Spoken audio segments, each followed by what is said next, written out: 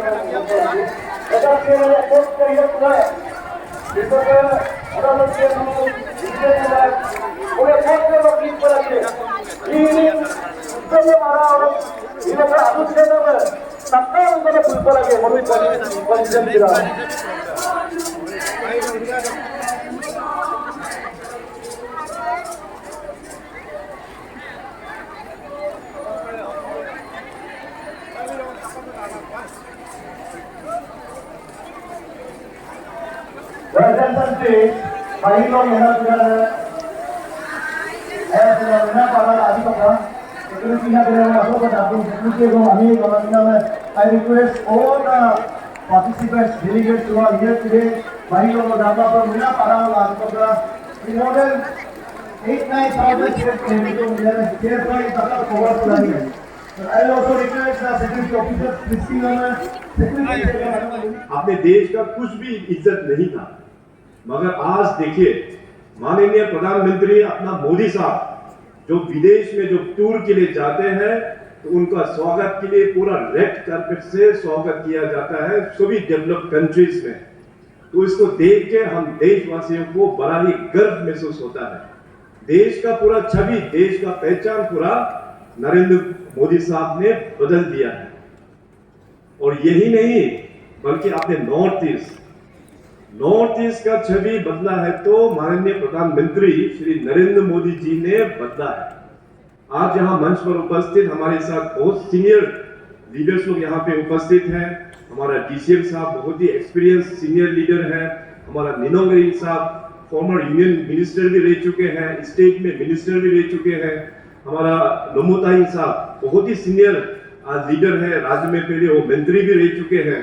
इसके अलावा यहाँ के जितने भी इस ईस्ट सियांग डिस्ट्रिक्ट के सीनियर लीडर्स, सीनियर सिटीजन्स लोग यहाँ पे विराजमान है। आप सब लोग जानते हैं कि पहले पुराना नॉर्थ ईस्ट का पहचान किस प्रकार से हम लोगों का पहचान हुआ करता था। जितने भी जो मेट्रोपॉलिटन सिटी है, चाहे दिल्ली हो, मुंबई हो, कलकत्ता हो, उस जमाने में नॉर्थ ईस्ट को देखा जाता था तो नॉर्थ ईस्ट को एक इंसर्जेंसी के रूप से देखा जाता था। Insurgency affected, militancy affected. इसका बाद नॉर्थ ईस्ट को उस जमाने में देखा जाता था तो अंडर डेवलपमेंट नहीं होने का कारण से नॉर्थ ईस्ट को जाना जाता था।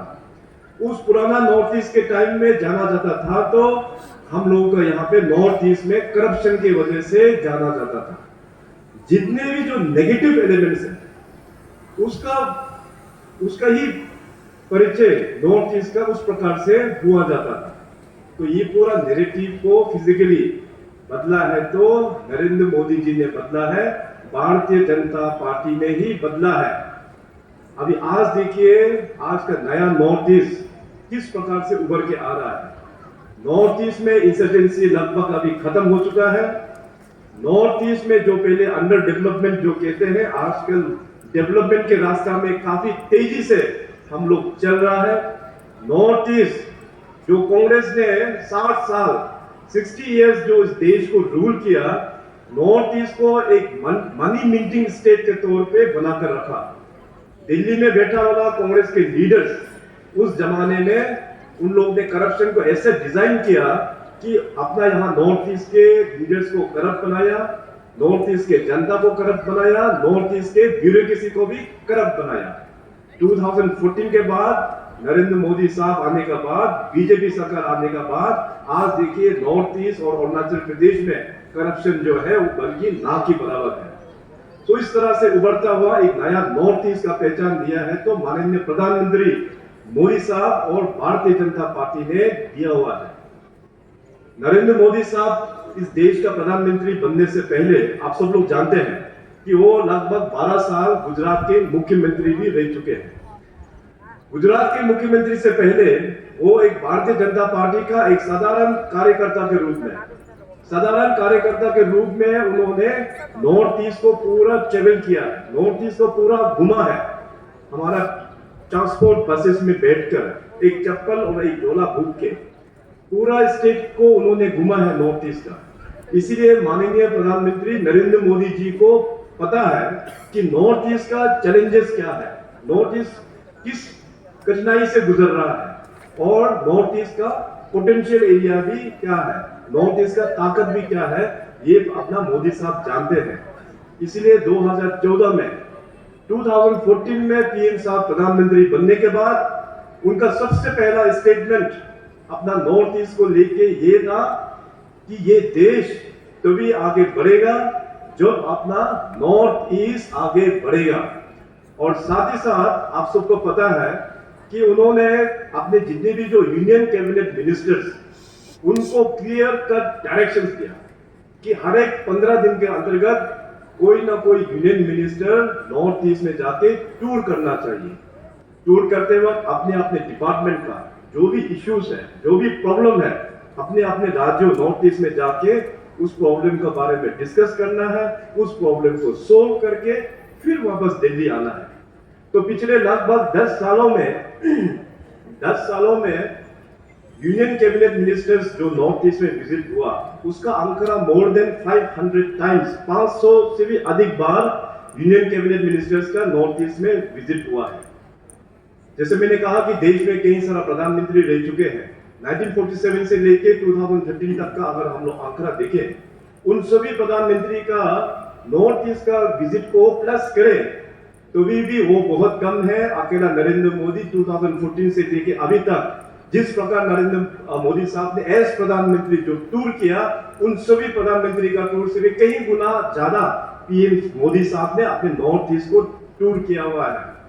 तो ये देखिए जो प्यार नरेंद्र मोदी जी हमारे नॉर्थ ईस्ट को दे रहा है, भारतीय जनता पार्टी अपना नॉर्थ ईस्ट और अरुणाचल प्रदेश को खास करके जो प्यार दे रहा है, इस प्रकार का प्यार, इस प्रकार का प्रेम, इस प्रकार का अपनापन हम लोग अरुणाचल का हिस्ट्री में, नॉर्थ ईस्ट का हिस्ट्री में कभी भी हम लोग ऐसे देख नहीं पाया है। इसलिए मैं कहता हूं कि इस बार का चुनाव जो है बहुत ही हम सब के लिए, अरुणाचल का जनता, हमारा ईस्ट सियांग के सभी डिस्ट्रिक्ट, हम सभी के लिए इस बार का चुनाव जो है बहुत ही स्पेशल है। अभी रिसेंटली पिछले महीना 9 तारीख को माननीय प्रधानमंत्री जी अपना ईटानगर कैपिटल में आए। कैपिटल में वो आए, पूरा नॉर्थ ईस्ट का इंफ्रास्ट्रक्चर प्रोजेक्ट उन्होंने फाउंडेशन स्टोन ले किया, उन्होंने उद्घाटन किया। कुल मिला के 55,000 करोड़, 55,000 करोड़ का प्रोजेक्ट नॉर्थ ईस्ट को डेडिकेट किया ईटानगर से माननीय पीएम साहब ने। और उस 55,000 करोड़ से 55,000 करोड़ से अरुणाचल प्रदेश अकेला के लिए था 41,000 करोड़, 41,000 करोड़। और मैं आज आप सबके सामने में ये बताता हूं, आने वाला दिनों में ये 41,000 करोड़ तो कुछ भी नहीं है, आने वाला दिनों में लाखों लाखों करोड़ का इन्वेस्टमेंट भारत सरकार की ओर से अरुणाचल के लिए होने वाला है। ये बीजेपी सरकार का ये कमिटमेंट है, ये नरेंद्र भाई मोदी का ये उसका गारंटी है, कमिटमेंट है। सो इसीलिए 2024 का इलेक्शन हम सब के लिए बहुत ही स्पेशल है। आज मैं यहाँ पे इस फील्ड में पासीघाट में देख सकता हूँ कि कई सारा महिला लोग अपना यहाँ पे आए हुए हैं। तो देखिए, वुमेन्स के लिए जो एम्पावरमेंट भारतीय जनता पार्टी ने जो लिया है, कोई भी पॉलिटिकल पार्टी इस प्रकार का पॉलिसीज आज तक लेके आ नहीं पाया। हम सभी ने सुना, मैं तो बचपन से सुन के आया, वुमेन्स रिजर्वेशन। हर एक चुनाव में कांग्रेस उसको एक एजेंडा बनाता था। कांग्रेस ने इस देश को चलाया लगभग 60 इयर्स। इस 60 इयर्स में हमेशा कांग्रेस चर्चा करेंगे कि हम लोग वुमेन्स रिजर्वेशन को बिल को लेके आएंगे, मगर कभी उसको चर्चा तक नहीं होता था। मगर देखिए, इस वुमेन्स रिजर्वेशन बिल को पास किया तो अपना ऑनरेबल पीएम मोदी साहब ने पास किया, भारतीय जनता पार्टी बीजेपी ने ही पास किया है। नारी शक्ति वंदन अधिनियम वुमेन्स रिजर्वेशन अपने महिलाओं के लिए आने वाला चुनाव में 2029 का चुनाव में अरुणाचल प्रदेश में 60 असेंबली कॉन्स्टिट्यूंसी में मिनिमम 20 सीट जो है अपना वुमेन्स लोग जाके अभी रिप्रेजेंट करेंगे। बल्कि मैं तो ये कहता हूं कि अरुणाचल का हमारा जो औरतें लोग हैं, वुमेन्स लोग हैं, बहुत ही हार्ड वर्किंग है। 20 क्या, वो लोग इवन 30-40 तक भी वुमेन्स आने का पूरा चांसेस है 2029 इलेक्शंस में। इवन एमपी लोकसभा में भी 33% रिजर्वेशन अभी हो गया है। सो इस प्रकार से वुमेन्स के लिए एम्पावरमेंट कौन सा पॉलिटिकल पार्टी करता है? केवल भारतीय जनता पार्टी, बीजेपी।